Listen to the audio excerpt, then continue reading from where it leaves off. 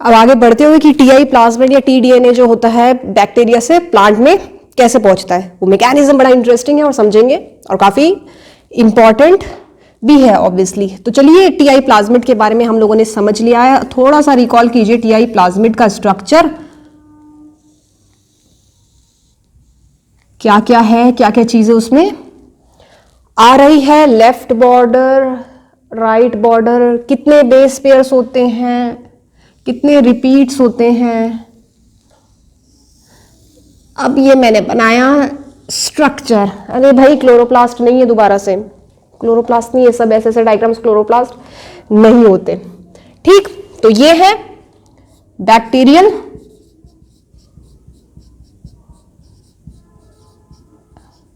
Cell, agrobacterium की cell. Agrobacterium लिख दूं यहां पे।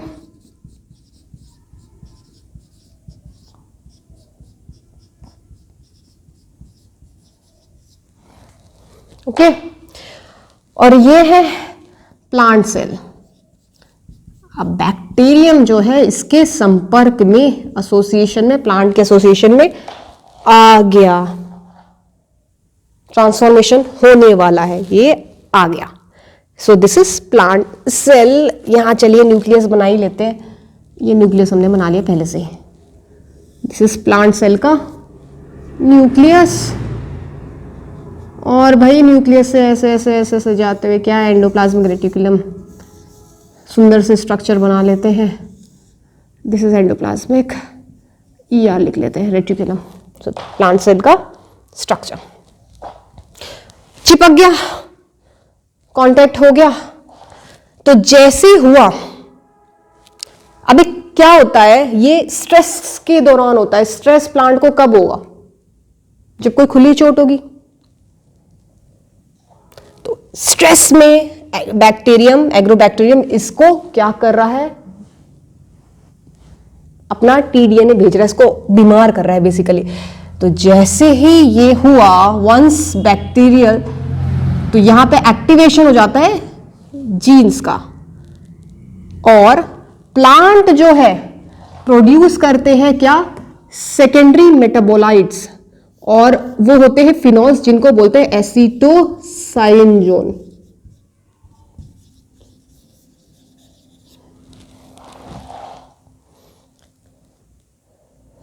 एसिटोसिरिंजोन।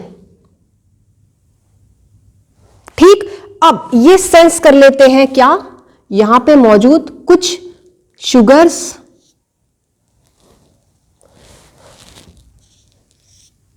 एसिड्स और जीन्स। तो CHV, VIRA, VIRG virulence genes है यहां पे। और यहां पे मौजूद है कुछ शुगर से एसिड्स वगैरह, CHVG हो गया, CHVI वगैरह होते हैं। तो विर A और G सेंस कर लेते हैं किसको, एसिटोसिरिंजोन को, जो कि एक फिनॉल है, एक सेकेंडरी मेटाबोलाइट है।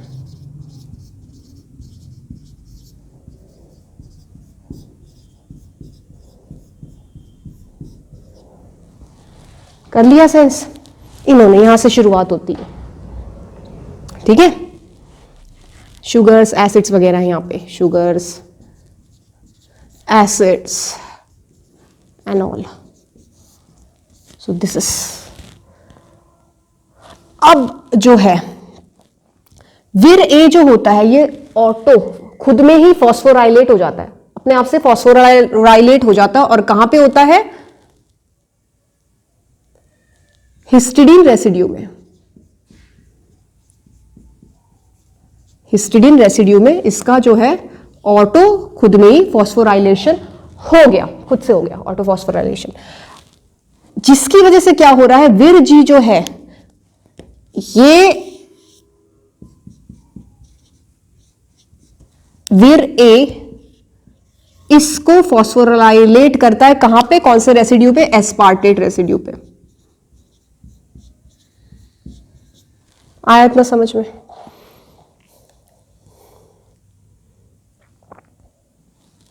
पहले इसका ऑटोफॉस्फोराइलेशन हुआ विर ए का, फिर उसने फॉस्फोराइलेट फॉस्फेट ग्रुप किस पे जोड़ दिया, विर जी पे जोड़ दिया, कौन से रेसिड्यू पे, एस्पार्टेट रेसिड्यू पे। और जैसे ही फॉस्फोराइलेशन हुआ ये काम करेगा कैसा, ट्रांसक्रिप्शन फैक्टर का, और एक्सप्रेस करेगा बाकी की वायरुलेंस जीन्स, जो कि कहां थी हमारी, टीआई प्लाज्मिड। ट्रांसफर हो रहा है ना। तो यहां पे आ गई आप virulence, region of virulence genes मौजूद है। टीडीएनए यहां पे है, this is left border, this is right border, और इसके बीच में हमने सारी क्या जाना था, लेफ्ट बॉर्डर और राइट बॉर्डर के बीच में क्या आ रहा था, टीडीएनए का पोर्शन हो गया ना पूरा ये वाला। सो दिस इज टीडीएनए का पोर्शन, दिस, और बीच बीच में क्या आ रही थी, सिंथेसिस जीन्स आ रही थी, ऑक्सिन, साइटोकाइनिन, ओपाइन और एग्रोपाइन वगैरह टीडीएनए में। ओके तो once vir G is activated on its aspartate residue पे phosphorylation के बाद it acts as a transcription factor which is further expressing the virulence genes, और वो बहुत सारी है, वो है, वो यहाँ पे पड़ी रहती है, देखिए यहाँ पड़ी हुई है, ये एक्सप्रेस होने अब शुरू हो जाएगी। जैसे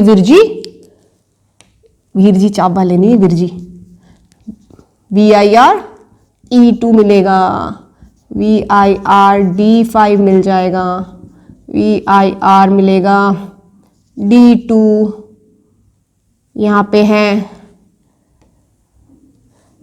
D1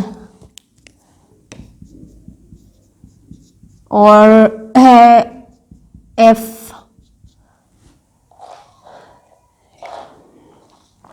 अब एक्टिवेट हो गई। तो D1 और D2 का बहुत ही इंपॉर्टेंट रोल है, और टीडीएनए देखिए किस तरीके से निकलेगा, ऐसे निकलेगा, this is 5 prime 3 prime 5 prime, और ये टीडीएनए ऐसे निकला निक बन के सिंगल स्ट्रैंडेड, और वो किसकी मदद से हो रहा है, D1 और D2 की मदद से हो रहा है। सो वेयर VIR D1 और D2 जो है वो बेसिकली एंडो न्यूक्लिएजेस हैं, जो कि क्या कर रहे हैं, इंटरैक्ट कर रहे हैं लेफ्ट बॉर्डर और राइट बॉर्डर से, और D2 जो है ये निक क्रिएट करता है और सिंगल स्ट्रैंडेड डीएनए को, टीडीएनए को बाहर निकाल रहा है, और इधर से चिपका हुआ है इसी से ही।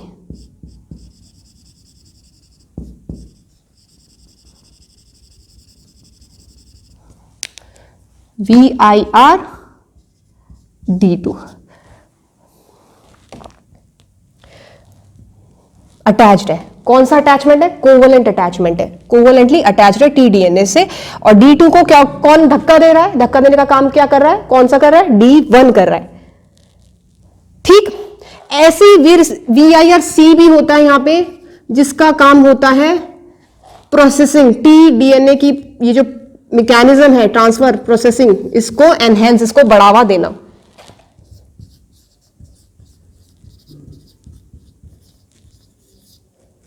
इंक्रीज करना।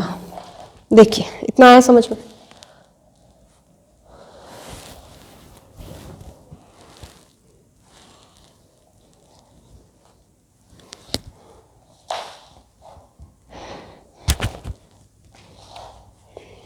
ठीक है, हो गया, बढ़ा दिया। वीर सी जो है, C1C जो है वो बढ़ा रहा है।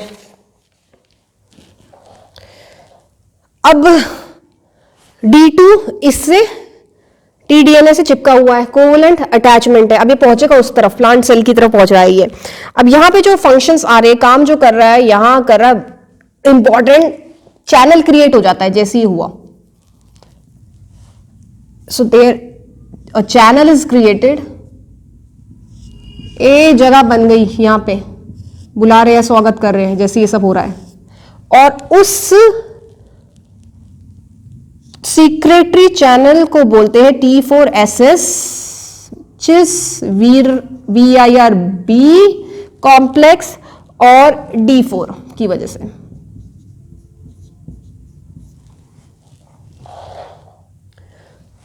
सीक्रेटरी चैनल बन गया, TDNA जैसे ही अलग हुआ उससे चिपका हुआ है विर D2। ठीक, और ये यहां पहुंचने वाला है किसकी मदद से? विर B D4 सीक्रेटरी चैनल की मदद से। और B जो कॉम्प्लेक्स है उसमें B1 से लेके 11 तक जो है आ रहे हैं ये वाले जीन्स।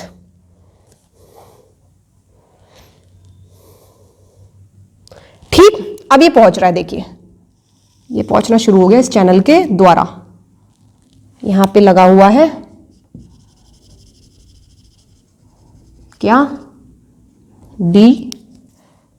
VIR D2। इसको भी कवर क्या कर रहे हैं यहां पे? E2 जो होते हैं वो न्यूक्लियसेस होते हैं विच प्रोटेक्ट TDNA, प्रोटेक्शन का काम कर रहे हैं।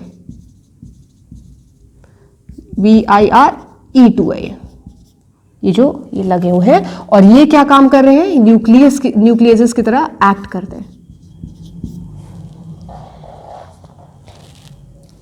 पहुंचने लग गए, तो मेम्ब्रेन चैनल का काम कर रहे हैं E2 और प्रोटेक्शन का भी काम कर रहे हैं, TDNA को बचा रहे हैं अटैक से। कौन से अटैक होते हैं TDNA पे ऐसे? ठीक, अब ये पहुंच गया कहां पे? ये TDNA पहुंच गया, इसके बाद ये हो रहा है कहां पे? ऐसे क्रॉस करेगा ना, एंडोप्लाज्मिक रेटिकुलम को भी क्रॉस करते करते न्यूक्लियस में पहुंचेगा। और क्या क्या साथ लेके जा रहा है? E2 चल रहा है साथ में भाई, और ध्यान से देखे तो और क्या क्या साथ चल रहा है? चल रहा है E2 साथ में, कि न्यूक्लियस में E2 जाएगा।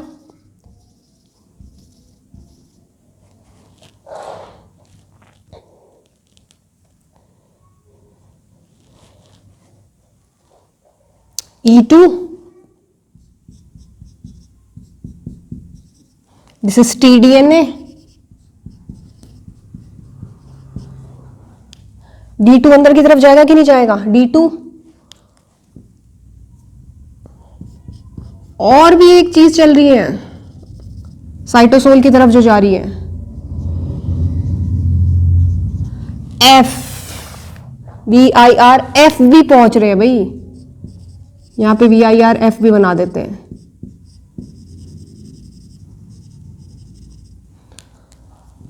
अब आप ये ध्यान दीजिए कि न्यूक्लियस में क्या क्या चीजें, TDNA के अलावा कुछ और चीजें पहुंच रही है कि नहीं पहुंच रही है? ये वाली विर्जीन्स पहुंच रही है या नहीं पहुंच रही है, या सिर्फ साइटोसोल में खत्म हो रही है?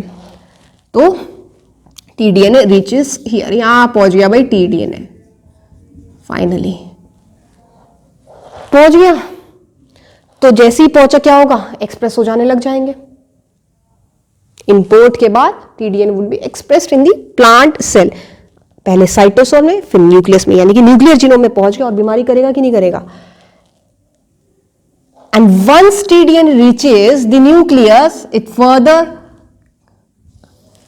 एक्टिवेट्स ऑक्सिन, एक्सप्रेस कर देगा साइटोकाइनिन जैसी हुआ। रिकॉल कीजिए कि इसके पास कौन से, प्लांट के पास एंजाइम्स है इसके, या बैक्टीरिया के पास है एंजाइम्स या प्रोमोटर्स। ओके, तो ये एक्सप्रेस हो गई ऑक्सिन और साइटोकाइनिन, जिसकी वजह से क्या होगा? ट्यूमर हो जाएगा। ठीक, और एक और जो है, और क्या क्या एक्सप्रेस हो रहा है? ओपाइन भी हो रहा है। और यहां पे जो होते हैं ओपाइन परमीएज होते हैं, और ये TI प्लाज्मिड में दोबारा पहुंच जाएगा इस तरीके से। यहां पे ओपाइन जो है इस तरफ जा रहे हैं, T प्लाज्मिड की तरफ भी। सो ओपाइन परमीएज, और ये ओपाइन परमीएज यहां पहुंच गए। आया इतना समझ में?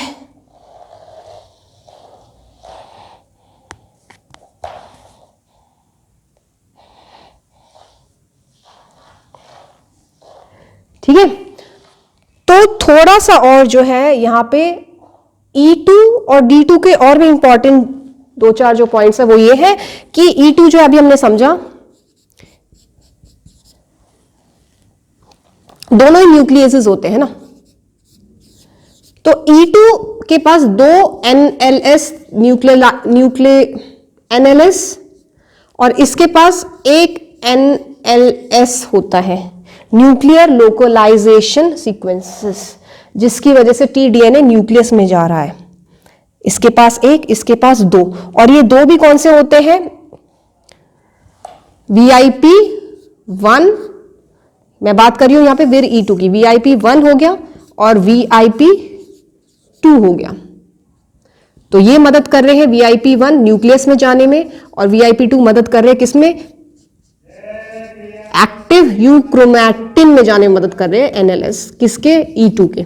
और D2 के NLS किस में मदद कर रहे हैं? tDNA को न्यूक्लियस में पहुंचाने में मदद कर रहे हैं, और साथ ही साथ वो इंटरैक्ट किससे करते हैं? वहां पे पड़े होते हैं हिस्टोन्स वगैरह होते हैं, प्रोटीन्स होते हैं, उनसे इंटरैक्ट करते हैं। फाइन, सो ये इंपॉर्टेंट फंक्शंस हुए E2 और D2 के। अब F जो है यहां पे VIR F का भी एक फंक्शन है। ये जो F होता है ये काम करता है किसका? डिग्रेडेशन का। प्लांट प्रोडक्ट्स को डिग्रेड करते हैं किसकी मदद से? सो विर F along with E3 ubiquitin ligase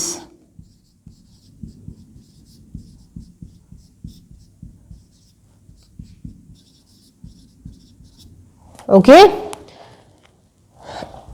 which is SKP1 को रिएक्ट करना एंड डिग्रेड्स प्लांट के प्रोडक्ट्स को। प्लांट